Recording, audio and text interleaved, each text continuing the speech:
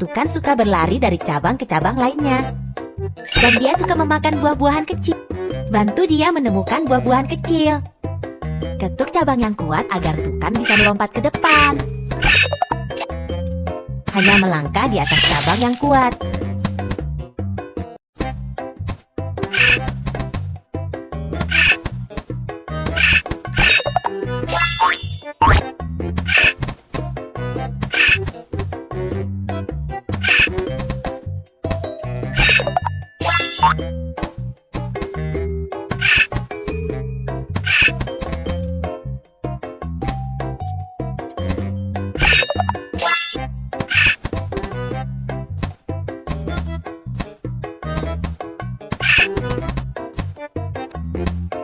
Menakjubkan, ayah Tukan telah menemukan banyak sekali makanan.